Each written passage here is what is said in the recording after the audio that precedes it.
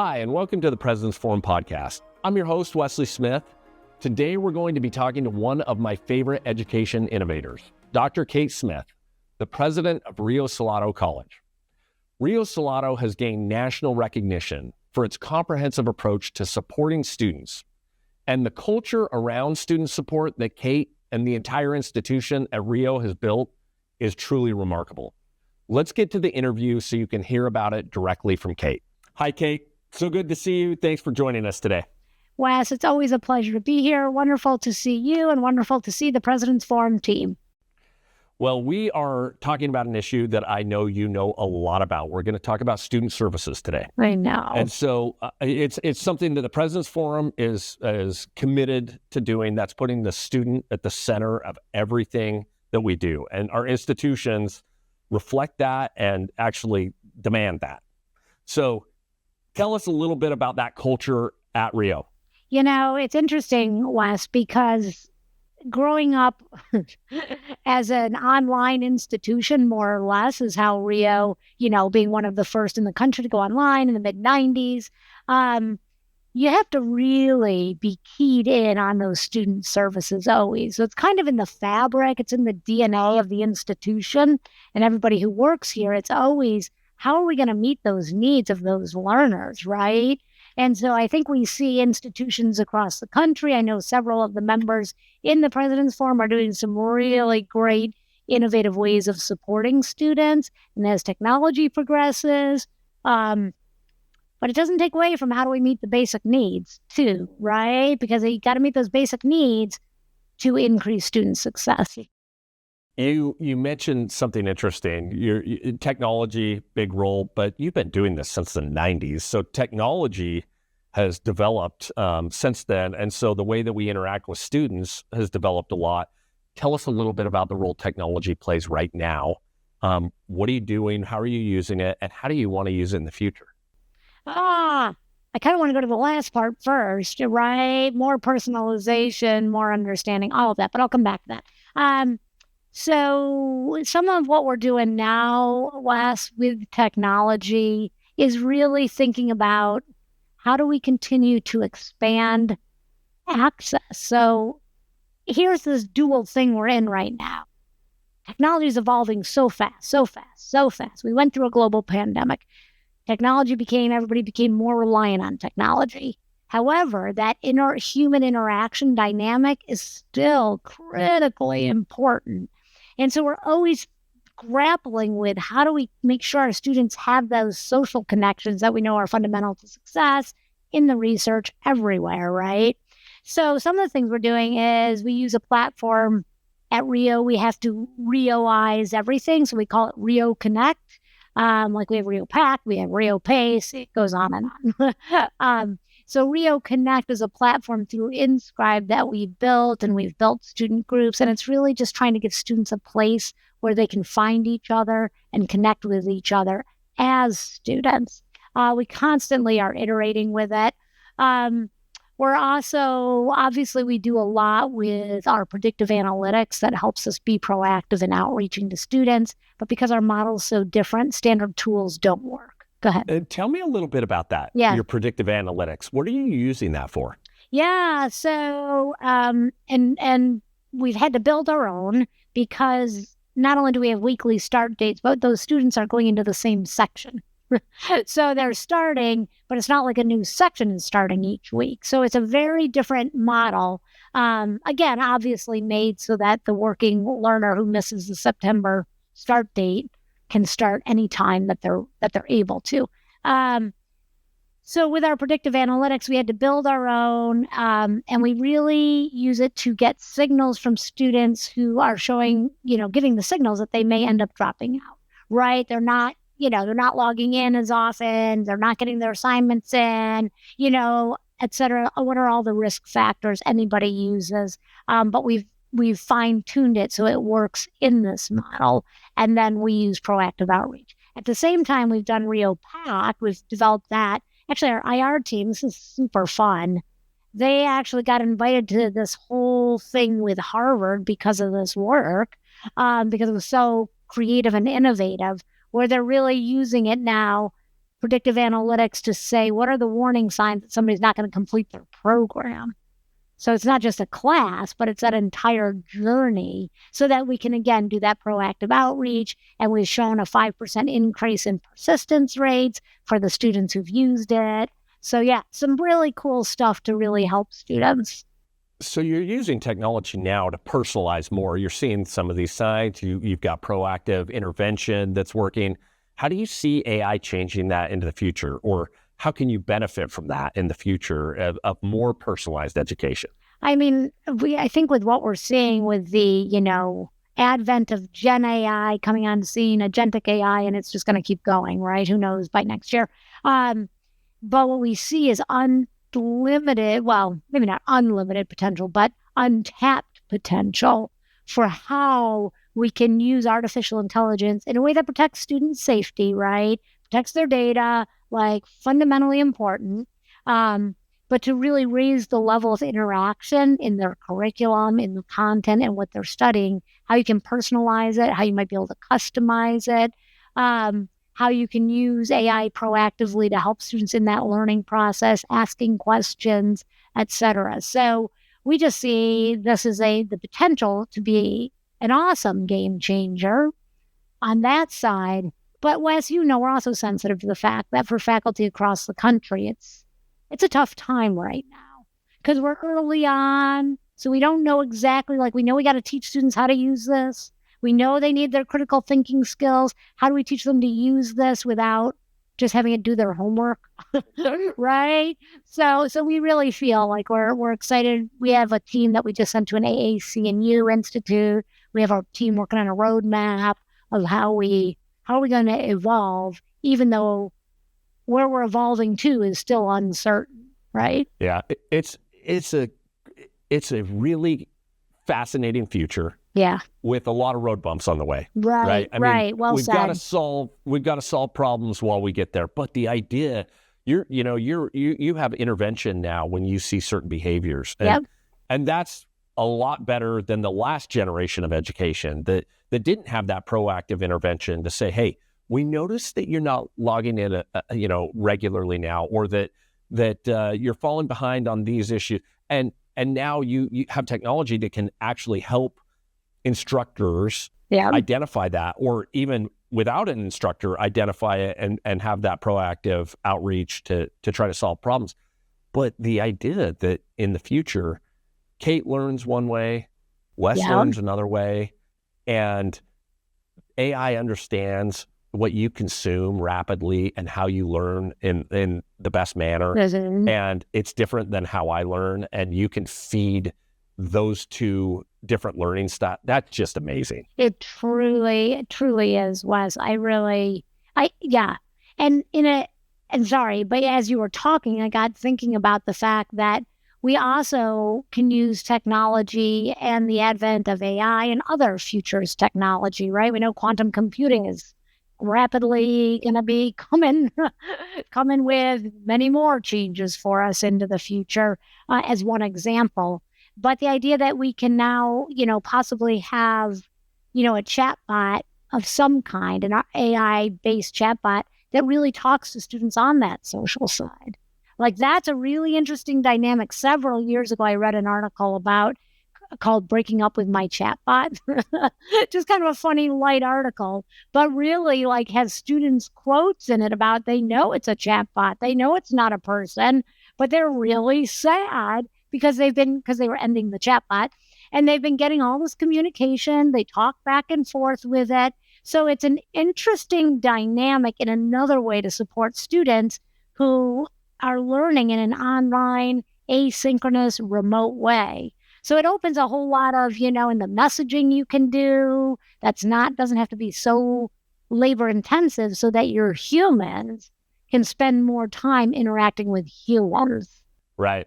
It is pretty amazing. I listened to an article. I think I caught it quickly on a podcast. They were talking about AI being at times too affirming. It was funny. It was funny. It's so agreeable, and people who use it really like it because it's always telling you, "Oh, that's a great idea. Let me help you." it's really interesting. But now that I heard that, I've thought about that when I interact on AI or with a chat bot or something. I've noticed a lot of it is really affirming. It's like, it's kind of, you feel good because it's giving you positive feedback. I'm going to get off and I'm going to go put something in like, what if I have a bad idea? What are you going to say to me? Let's get that clear. Out. Like, yeah, it is an interesting dynamic though. I mean, the kind of that everybody gets an award, everybody, like that is interesting. I hadn't thought about that aspect, Wes. Like, there are just so many things that AI brings and so many dimensions of it that you have to, is that a good thing? Is that a bad thing? Well, I know that you, one of the things that you are very good at Rio is serving students who work full-time or part-time and who have other family responsibilities. They may be parents or be caring for their parents, or there are a lot of different ways that this manifests itself as, the modern learner. And a lot of these adult learners that have these responsibilities, I mean, education it's hard. Just fit in your schedule, and serving this population is harder than first-time, full-time, 18-year-old coming out of high school, dedicated time to just study and do their thing. Tell me how you've worked on that at Rio, on things like counseling services, mental emotional health issues. How are you thinking about best serving that population? So that is our largest population of students we serve, Wes. So we spend every day thinking about that and how we can iterate and get better at it.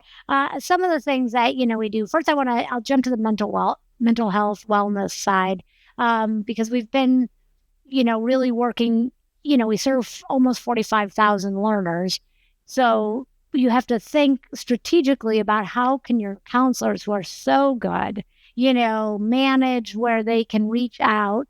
Some of the stuff that we've done is we've brought in academic life coaches. We've brought in success coaches. We're actually training all of our adult ed teams who they serve our learners who are getting their high school equivalency and English as a second language. That's 6,000 across the valley in Arizona. And coach using inside tracks, coaching methods and training everybody, all the teachers and all the staff on that, so that if advisors are trained, so that anybody who's interacting with students can also have an ear towards how they can support that student. And if that student is showing anything that says, oh, you might want to see a counselor for them, in regards to any mental health wellness. Another thing we do that I think is really great that came out of, you see an unmet need, and that's how innovation happens, right? So we've all seen the spike in food insecurity. So we were kind of talking about, how do we do this when we have so many learners in 50 states, right? We have learners who are not local, or they just don't come to the college because they're busy working full-time parents, and all they can do is study between 11 p.m. and 2 a.m., which is the largest time people study. We know it from when they log in. So we ended up partnering with a program called, it's U.S. Hunger, but they have a program called Full Cart. And so it's a way where we can, we buy, like a gift card, like a card with a code on it.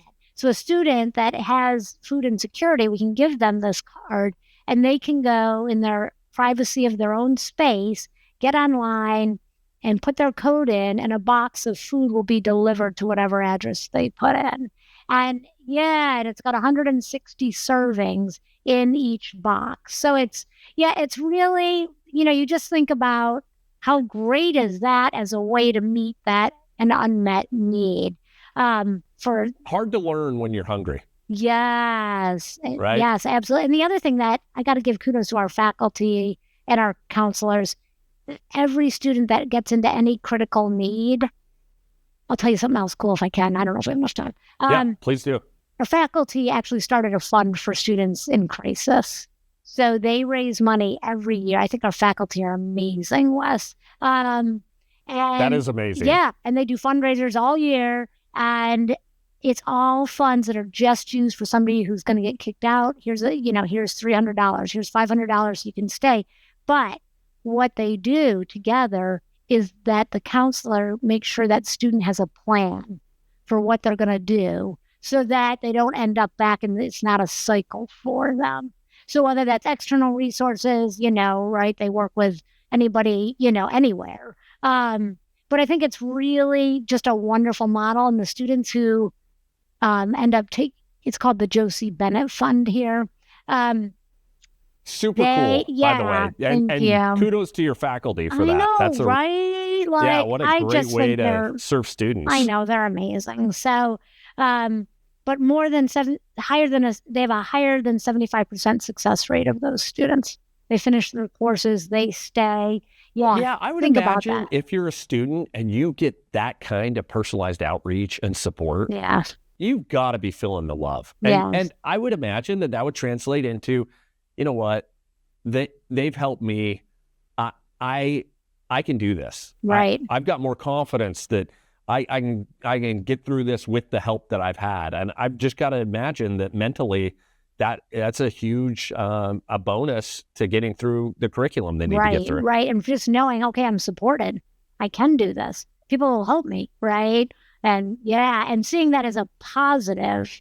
I don't know when in society we started thinking that getting help was somehow maybe not a positive. It's a super positive. I do think that's changing a little bit now. Yeah. And we're doing a better job at talking, especially about mental health. Yeah. It's just, it's amazing how long the stigma has stuck around mental health when it really is the disease of our day. Right. So to treat that is just super important for students and for, families generally. We just need to take away the stigma, get help, and then have people be able to address issues and improve. And Wes, that goes back to technology, because we've also seen, kind of this burst of remote counseling services, which has been great to help, meet this need across the country, right? Which is all part of what happened in everybody moving more to that online. We learned how to do really good counseling remotely and virtually. It's the weirdest thing. I think a lot of our mental health issues probably stem from overuse of technology. And yet, that's interesting. Yet some of the best solutions now are deployed through the use of technology, right? Yeah, that's an interesting juxtaposition right there. Yeah, I love it. Well, okay, I want to take us to, and this will wrap this interview. But tell me a little bit. We've talked through student services in the process of pursuing a credential that will get them into the workforce, get students into the workforce. Tell me a little bit about the transition to a career. What does Rio Salado do in the career planning services area, and how are you approaching that for today's modern learner? Yeah, Wes, another great question. We have a lot of, I think, what every college and post-secondary institution has, right? Kind of all the traditional, self-assessments for students, career exploration, resume writing, interview, all of the things that I think nowadays are expected to be there. In addition, we're growing a lot more pathways into careers. So a lot more apprenticeship programs. Like we just started one, I think you might be aware of TSMC, Taiwan Semiconductor Apprenticeship Program. We know how big that need is. Yeah. Super pertinent for today's world. Right. Yeah. Another one is like our teacher in residence program. So those are folks out there who are working, who already have degrees, but want to start working in a school and teaching. So they can begin immediately, and then we come around them and support them with all of the learning and support they need to be successful, right? So we just have several programs. We just rolled out one for our incarcerated students around getting an OSHA certification, so that when they release, they have the certification that they need to be employable. We're doing a lot of that. I do want to add one more technology one. I know I'm jumping around. Sorry about that. But it's super cool for our incarcerated students. Do you know one of their biggest gaps when they're upon release is they don't have digital literacy, right? So when you've been incarcerated for a long time, So we're able to partner with the Department of Corrections in Arizona and launch online education within the prison, which is really amazing because even those people who have had access to iPads, that is not the same as a computer, and understanding how to navigate a computer. You can't get employed. There's so many, it's very limiting. You can definitely get employed. It's limiting when you don't even know how to work a computer. Absolutely. Right? Yeah. Well, and for our listeners, I will just note this. That's a big lift. Getting online education inside of prisons, yep. That's hard. Yes. That's not just something that they're like, yeah, go set up and have that communication. Yeah. I mean, it's very regulated. It's a very difficult lift. So congrats on that. It was years in the making, and then a very painful build process. Yes, I can imagine. Anybody out there who's curious, reach out to us. We'll help you with it. We have a lot of expertise now in how to navigate it. So, Wes, I lost sight of the question we were on. Sorry about that. Well, hey, this has been, I think we've covered it from pretty much, the enrollment process through the career process. The last question that I want to ask you is, you have a significant veteran population or active duty military that's enrolled. Is there anything that you have to serve that population that you found to be effective?